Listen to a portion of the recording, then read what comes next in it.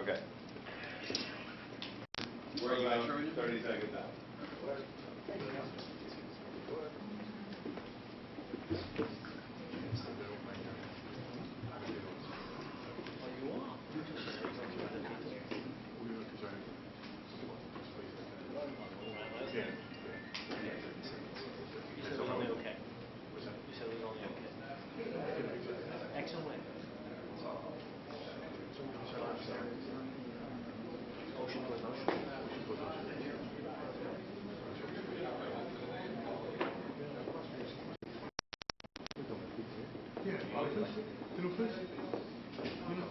Yeah, just open up.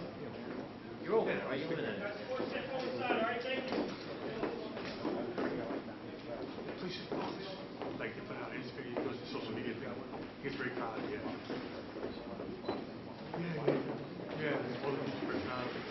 His family owned a place over by Manhattan Beach. And then they sold the building, and then now he owned the kids' son. He opened the building. Yeah, it's crazy, yeah.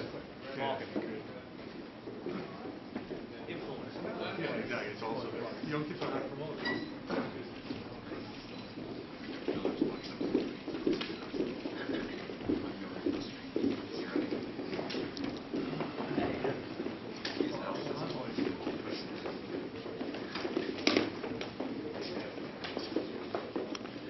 Good afternoon. I'm John Miller, Deputy Commissioner for Intelligence and Counterterrorism of the New York City Police Department.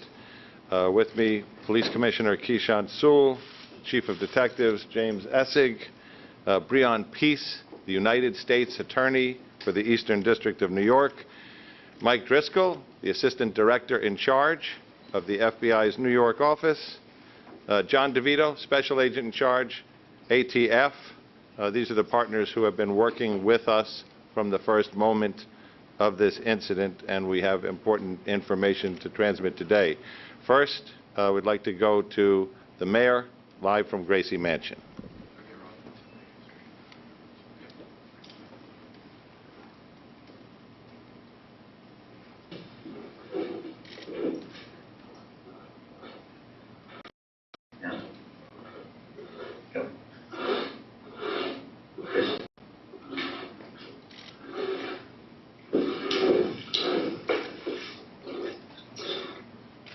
My fellow New Yorkers, we got him. We got him. I cannot thank the men and women of the New York City Police Department enough, as well as our federal agents, our state police, our first responders, from the 9/11 operators to the various men and women from our medical professions. We got him. It said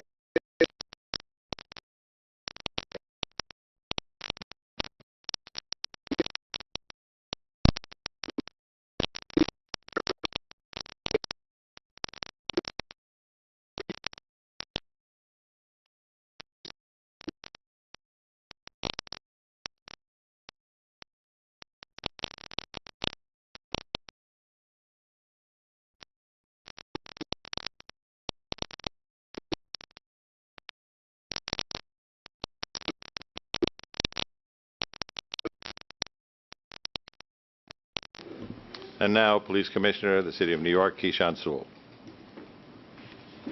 Good afternoon, everyone, and thank you for being here. I am truly fortunate to stand here among these extraordinary investigators and federal partners to make this announcement. Moments ago, Frank Robert James was stopped on the street and arrested by members of the New York City Police Department. Officers, in response to a Crime Stoppers tip, stopped Mr. James at 1:42 p.m. at the corner of St. Mark's Place and First Avenue in Manhattan. He was taken into custody without incident and has been transported to an NYPD facility. He will be charged with committing yesterday's appalling crime in Brooklyn. I want to commend all of the investigators and analysts who took part in this all-hands-on-deck investigation. Literally, hundreds of NYPD detectives worked doggedly during the last 30 hours to bring this together. They did so in tandem with a vast number of our law enforcement partners, including those from the FBI NYPD Joint Terrorism Task Force, the ATF, NYPD Crime Gun Intelligence Center, and the Regional Task Force led by the United States Marshal Service. We hope this arrest brings some solace to the victims and the people of the city of New York. We used every resource at our disposal to gather and process significant evidence that directly links Mr. James to the shooting. We were able to shrink his world quickly.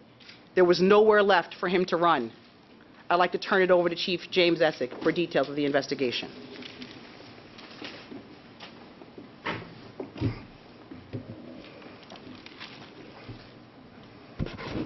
Good afternoon, everybody. I'd like to update the public on yesterday's incident on the subway in Brooklyn on the Manhattan-bound N train. Through the course of this investigation, we developed additional information and evidence. Mr. Frank James, our person of interest, now became a wanted individual for yesterday's horrific incident. Mr. James is a male, 62 years old. He is known to us and has ties in Wisconsin, Ohio, Pennsylvania, New Jersey, and New York City. His arrest history in New York is 9 prior arrests, dating from 1992 to 1998. Those include possession of burglary tools 4 times, criminal sex act, theft of service 2 times. He was arrested on a New Jersey warrant. He also has a criminal tampering. He has 3 arrests in New Jersey, in 1991, 1992, and 2007. They are for trespass, larceny, and disorderly conduct. So yesterday, we recovered video of him prior to the incident entering the Kings Highway subway station. He has the same black cart that he has later recovered on the crime scene. The pictures are to my right over here. We'll make these available electronically after this. This station is 3 blocks from where we recovered the U-Haul truck that he rented in Philadelphia. The key to that truck was recovered at the crime scene. This jacket, the distinctive orange jacket, was also recovered, as well as his construction helmet he was wearing, and we recovered that in a garbage bin in transit. We believe, but this is still early in the investigation, that after firing his weapon 33 times at innocent New York City subway riders, Mr. James boarded an R train that had pulled into the station, went 1 stop up, and exited at 25th Street Station. We also have a picture of that. The gun used in this, a 9mm Glock, which was recovered at this crime scene, was purchased by Mr. James in 2011 in Ohio. We tracked Mr. James, and his last known whereabouts was 7th Avenue and 9th Street in Park Slope, entering the subway. Minutes ago, thankfully, NYPD patrol officers from the 9th Precinct responded to St. Mark's and 1st Avenue, where they apprehended him without incident. This case was quickly solved using technology, video canvassing, and then getting that information out to the public. So I can't speak highly enough of the partners we had, the FBI, Mike Driscoll, ATF, John DeVito, U.S. District Attorney from Easton, Breon Peace, and the coordination and within the Detective Bureau, Tommy Gallardi from Intel, our Transit Bureau, our Patrol Services Bureau. Phenomenal job less than 30 hours later to arrest this individual. So with that, I'd like to turn it over to Breon Peace.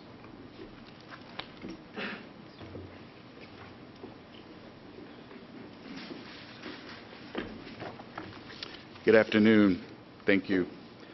Yesterday was a dark day for all of us, but the bright spots of the incredible heroism of our fellow New Yorkers helping each other in a time of crisis, the quick response by our first responders, and the hard work by all of our law enforcement partners that has been ongoing is truly a bright spot here. Today, Frank James has been charged by complaint in Brooklyn Federal Court with one count of violating 18 U.S.C. sections 1992A7 and B1, which prohibits terrorist and other violent attacks against mass transportation systems. He has been apprehended. He will be arraigned in federal court in Brooklyn, and if convicted, he will face a sentence of up to life imprisonment. My office is prepared to prove beyond a reasonable doubt that on April 12, 2022, in Sunset Park, Brooklyn, in the Eastern District of New York, Frank James did knowingly and without lawful authority and permission commit an act, including the use of a dangerous weapon, with the intent to cause death and serious bodily injury to passengers and MTA employees on the New York City subway system. The government will prove, among other things, that James traveled across state lines in order to commit the offense and transported materials across a state line in aid of the commission of the offense. We, in the Eastern District of New York U.S. Attorney's Office, are working closely with all of our law enforcement partners, the FBI, NYPD, ATF, U.S. Marshal Service, and others, including the Kings County District Attorney's Office. And my office and our law enforcement partners will use every tool at our disposal to bring this individual justice and bring justice to New Yorkers and restore safety and peace of mind to all. And we'll continue to do so as this case proceeds. Thank you. Mike? Good afternoon, and thank you all for being here today. As Mr. Peace just discussed, Mr. James is now facing a federal charge for his actions, a terrorist attack on mass transit. We have two ways that you can get in contact with us, because I want to be very clear that this is still an ongoing investigation. If you have additional information regarding Mr. James's activity, or if you have digital information, please reach out to us. Contact the FBI, 1-800-CALL-FBI, or you can provide digital media through fbi.gov/Brooklyn shooting. We need to hear from you so we can fully understand all the events that have occurred over the last 30 hours. It's crucial that we receive the assistance of the public as we piece this case together. There has been some reports that FBI holdings to date had a tie to Mr. James. I want to be very clear that to date we have found no record of an investigation of Frank R. James by an FBI office before the shooting yesterday. Reports that FBI's New Mexico field office previously investigated him are inaccurate. I want to thank our partners in this case, the NYPD, the ATF, the U.S. Marshals, and the U.S. Attorney's Office, and all the members of the FBI NYPD Joint Terrorism Task Force. We've had such a tremendous response from all of our partners in this case that have led us to this moment now. I also want to take a quick moment to highlight the work of the JTTF. I'm fortunate I get to work with them every day. It's truly an outstanding group of people, led by SAC Kerry Farley, who spearheaded this investigation. They've done an outstanding job on this, as they have every time New York has faced a threat of this nature. So thank you, and I'd like to turn it over to John DeVito from the ATF.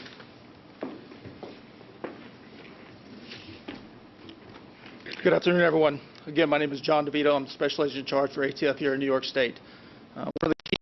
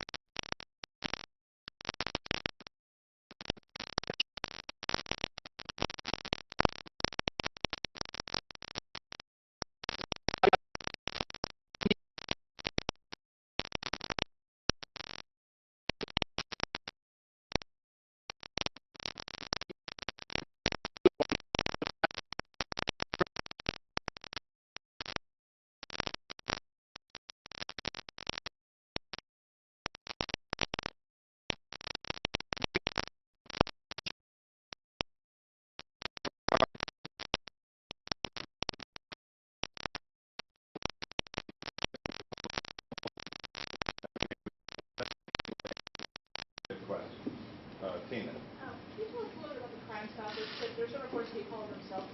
Is that true? There was a person who called Crime Stoppers. We're reviewing who exactly made that call. Rocco?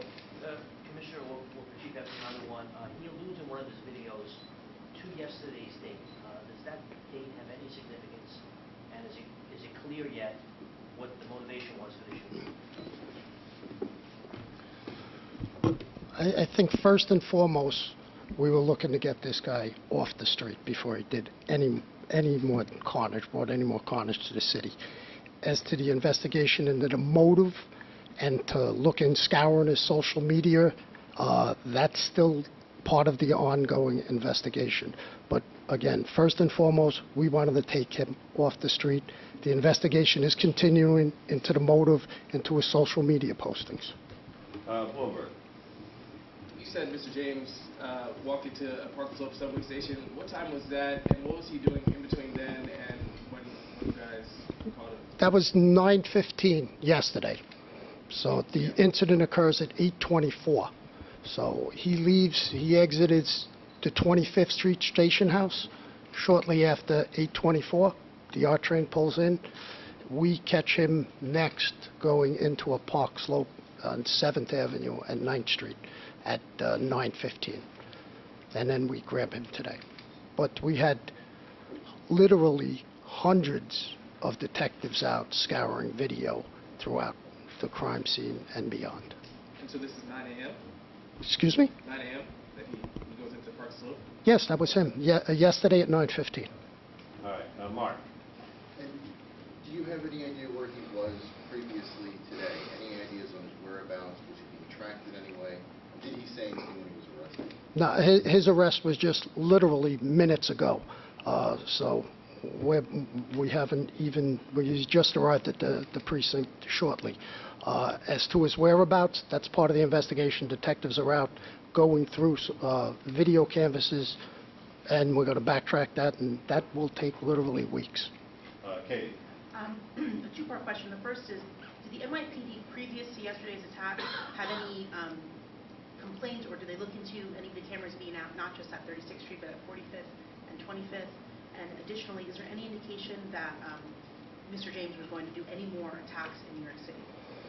What? So we'll get back down to cameras after the second part. Yeah, as far as them doing any more attacks, that's, again, that's part of the investigation. Our main focus was to take him off the street immediately. And do you know how? Look, go ahead. Do you know how he purchased the gun? If he had a criminal record? You can't have a felony conviction to purchase the gun, so he had no felony convictions. Okay, New York one. Emily, how are you? Hi. Has the mayor's security detail been returned to its typical size and scope? So we're not going to discuss that. Juliet Papa. Yes, can you take us from the Crime Stopper tip to the arrest? What happened in between? How was he located? And The Crime Stopper tip today? yeah. Yeah, go ahead, boss. Hey, Juliet. Good afternoon. Crime Stopper tip comes in, reports that the male is in the McDonald's on 6th Street and 1st Avenue in the 9th Precinct down on the Lower East Side in East Village. Officers respond to the McDonald's. He's not in the McDonald's. They start driving around the neighborhood looking for him. They see him on the corner of St. Mark's and 1st, and they take him into custody. No incident and take him into custody. Did NYPD do an audit of cameras at subway stations just to make sure they're all working in the future, so it would be easier to catch a person who does something like this?